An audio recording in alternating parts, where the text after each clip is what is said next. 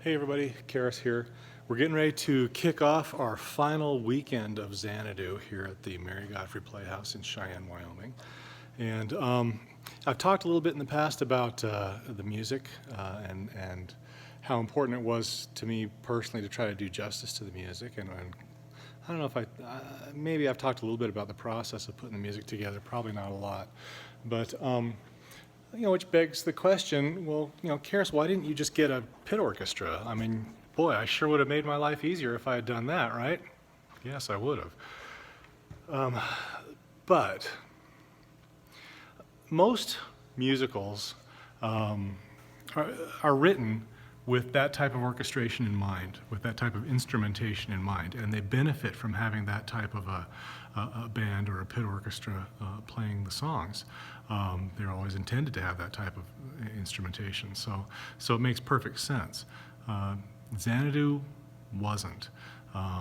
You've got the guys from Electric Light Orchestra, and you've got the top LA studio session pros in 1979 when the movie was being made, and 1980 by the time that it was released. You've got to respect what music sounded like, what these songs sounded like. It was the dawn of new technologies as far as synthesizers, and believe me, electric if I can say it, Electric Light Orchestra, they were using a lot of synthesizers, and they had the money to be able to buy the top-notch, most current, most hip synthesizers of the moment, and that's what you were using, and that's what they were using in Xanadu. That's what you're used to hearing. The sounds that you're used to hearing on the songs that you know from Xanadu have a lot to do with what was the technology, what was the musical technology of that time period. And honestly, if you're not hearing those sounds, you're not hearing those songs, in my opinion. I don't want to hear, and this is nothing against the musicians, but I mean, you can't take an ELO song and stick a guy in there with an oboe. So anyway, that's one reason. Other reasons that I have for not dealing with a pit orchestra, I have not personally had good experiences dealing with a pit orchestra. The first musical that I directed in this theater, it's probably been about has it been 20 years ago? My gosh, it's probably been about close to 20 years ago. It was not the greatest musical in the world. It was an original musical that had been put together by a couple of local people, and they had approached the theater to produce it, and the theater asked me to direct it. So yeah, sure, I did it, and I kind of inherited, because they had tried to direct it before, or they had tried to produce it before, so I inherited a cast that had already been put in place, and all the backstage stuff was already put in place, and the pit orchestra was put in place. So I was kind of the last person on the team to that one, which was kind of a unique experience to be in. But the band leader was a jerk. There's just no way to water that down. I had a terrible experience with this kid. And he's this young kid, and he's one of those music majors fresh out of college, and he thinks he knows everything. And I have a lot of respect for music education. I really do.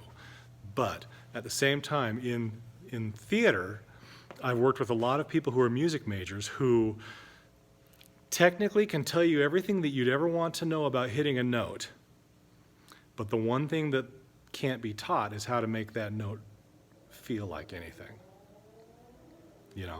So I've seen a lot of technically proficient, and I've worked with a lot of technically proficient people in the music realm, but they come to theater, they come over to musical theater, and they bring all of the knowledge of their own musical discipline to it, but they don't recognize that theater is in itself its own discipline.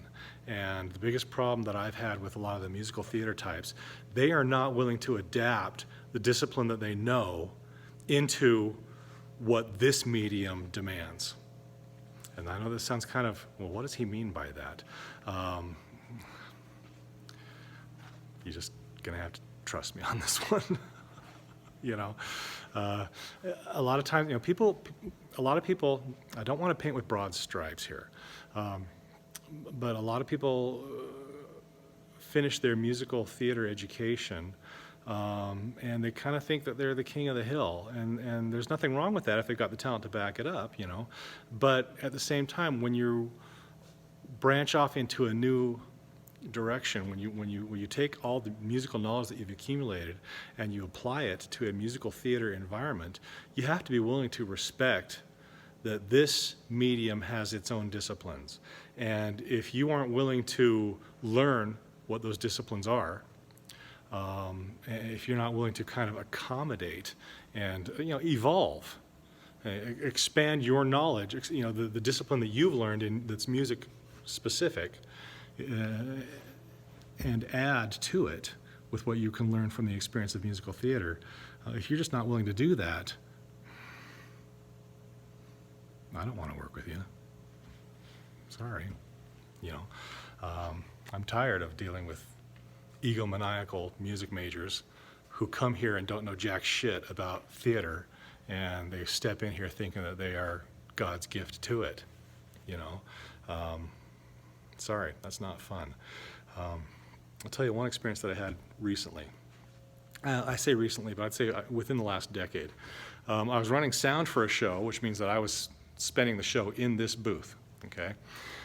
And the entire cast at the finale, the big final number of the show, okay? The entire cast is up here on stage, and they're lined up right along here, okay?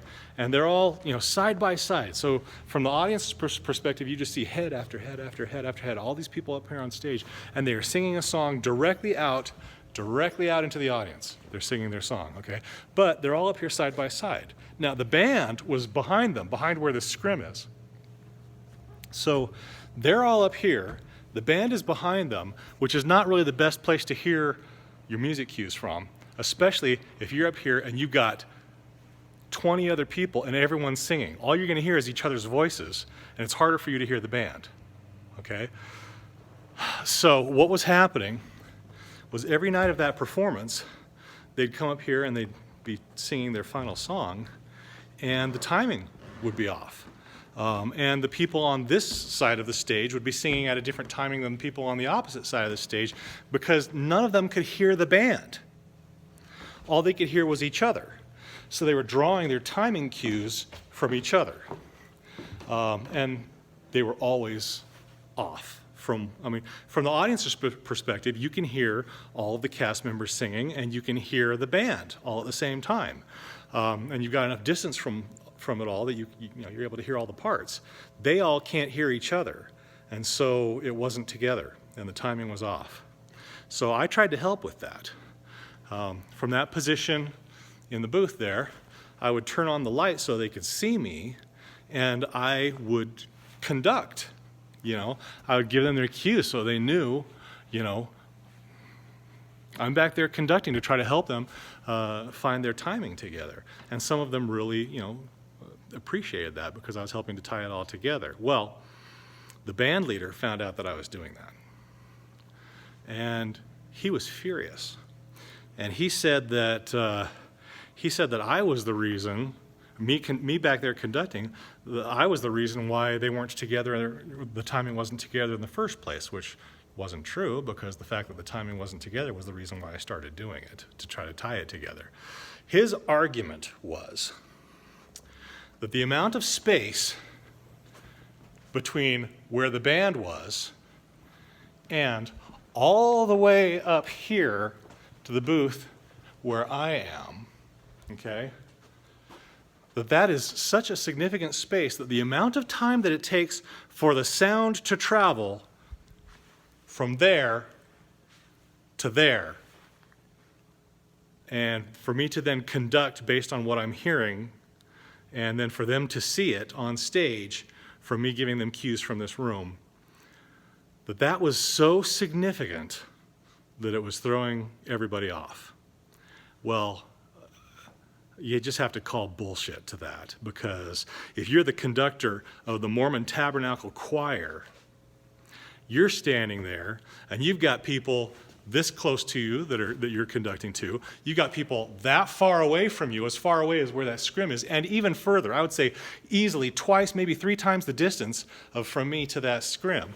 You're conducting all of these people, and somehow they're all able to tie the voices together. And he's not, the conductor of the Mormon Tabernacle Choir is not adjusting his conducting to compensate for the amount of time that it takes for the voices to hit him from the different levels of the different pews on the, the stands where the singers are. It's just ridiculous. This room is not that big.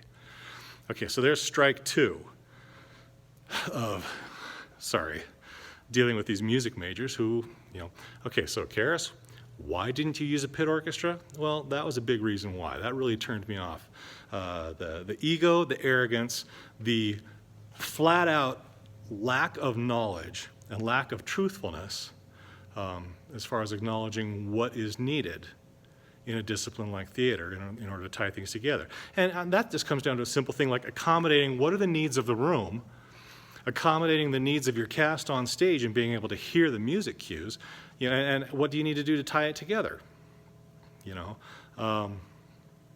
So yeah, sorry, don't like dealing with those folks. And that's not to say that I don't like dealing with musicians. I'm a musician myself. I'm very fond of musicians. I just don't like arrogant asshole musicians, if it comes right down to it. I remember reading an article about Eric Clapton when Eric Clapton was recording his part for the musical score of the Lethal Weapon movies. And it may have been like the Los Angeles Times that I was reading this in. And the writer from the Times had been observing a recording session. And he's sitting there and he's watching Eric Clapton, a man once referred to as God because of his guitar playing ability. You've got Eric Clapton sitting in a room with non-musicians giving him kind of cues about, can you make it sound a little more like this? And Eric Clapton is sitting there taking direction from people who don't have nearly the level of experience that he has. Now, he didn't pull the ego card and say, hey, who are you to tell me, Eric Clapton, how to do your little soundtrack, No, he sat there and he was very professional. And he listened to what they wanted, and he worked and did multiple takes until they were satisfied, until he was able to give them what they were looking for. That's an amazing story to me. Because the humility that comes with being professional is very different from the arrogance of being an amateur. I have had experience being in bands where you get a guitarist who picked up a guitar for the first time a year ago, has learned a fistful of chords, has learned a little bit about soloing, and you can't tell him jack squat because he thinks he is now God's gifted guitar. Sorry, you compare that back to back with the professionalism of someone like Eric Clapton, who's willing to sit on a chair in a film studio recording a score with people who don't know how to play guitar, giving him notes on how to make the next take a little bit different, and can they make it a little bit more like this or a little more like that. One of the real dangers for anyone in any creative medium is getting a little too full of yourself. Everyone's suspect to it. Everyone's subject to it, I should say. It has happened to me. It's happened to me in this show, and sometimes you just kind of have to check yourself and remind yourself that this is the medium and it's imperfect, and you try to do the best that you can. And sometimes the raw materials that you're working with to try to build something, you can get this vision in your mind of how great and wonderful it can be.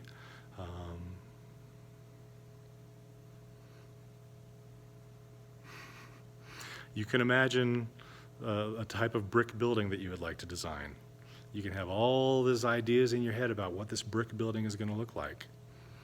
Then the truck comes and drops off the bricks, and they're different. That sometimes is the experience.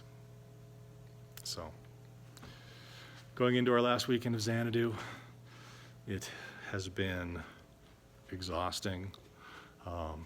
There has been joy, there has been disappointment. There have been, you know, both sides of the spectrum. From a person who, you know, my position is trying to be the kind of the creative impetus behind what was happening here and what ends up on stage.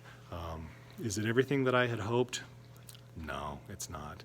That's not to say that it's bad. I said at the beginning, I think probably the first video that I made, if you're able to get anywhere between 70 to 80% of what your original vision is to manifest itself on stage, then that's a success. You're not going to get 100%. You aren't. Did I get 70%? Not really. You know. This has now become so depressing that I'm never going to post this. But, oh, fuck it, there it is. I don't have anything